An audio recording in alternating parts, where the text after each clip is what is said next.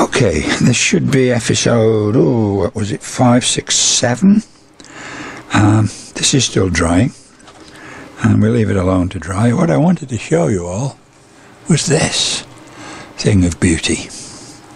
This is the engine I've decided to put in it. I've got a pretty good collection of engines which I've gained up over the years.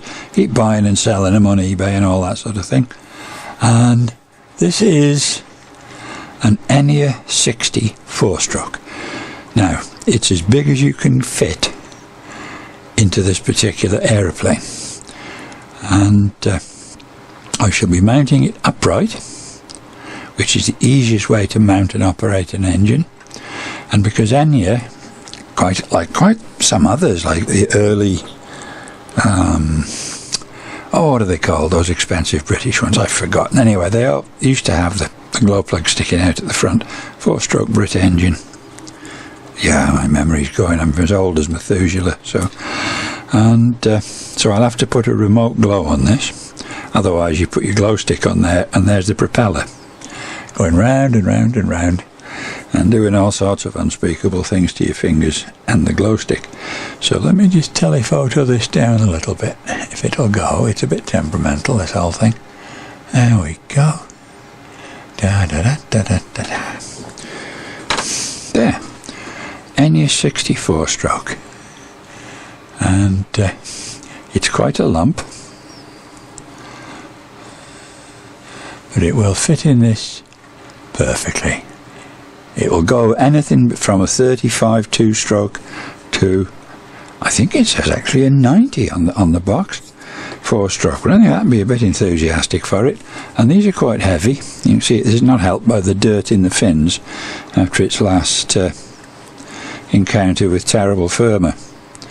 And we'll go over this in a bit more detail, but this is a 4-stroke model glow engine. Here's the carburetor at the back. This is quite a standard setup. Goes up through the inlet into the head. There's the inlet valve under here and the rockers, just like a car, only there's only one. And all the business goes on in the engine. The suck, squeeze, bang and blow, look it up, and comes out the exhaust. And there's a little nipple here. These are called nipples, don't get excited. And let's get it in shot. There we go, just under my nail there. Can you see that? That you connect to one side of the fuel tank, and that pressurizes the tank very, very gently, not a lot of pressure.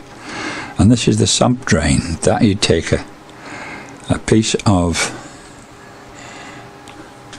tubing out of there and just let it hang under the aeroplane. These are the mounting lugs, to each side. That's the basic crankcase. This, as I keep saying this, it's quite a lump. It's quite a lump. This plane will cope with it quite easily, and it will make the plane quite aerobatic because it's got quite a lot of grunt. These are lovely engines. They tick over like butter. They're beautiful. If you've ever seen butter ticking over, you'll know what I mean. So that's what's going in it. I agonised. I thought, hum. And one word, the valve gear on this particular engine is at the back. So when it goes whee splat into the ground, the valve gear doesn't get all bust up. Most 4-stroke model engines have it at the front. Laser, that's the one I was trying to think of. The early lasers had the plug like this, and the lasers also have it at the back, the valve gear. Good design, good design. And so in here there's 2 little camshafts and 2 push rods, 2 valves. You can adjust them. I'll go over all. I think I'll have a lesson on the engine. And lesson sounds like a school mom, doesn't it? Pay attention, you lot. We'll have a lesson on the engine now. We won't do that. Anyway, that's a 60.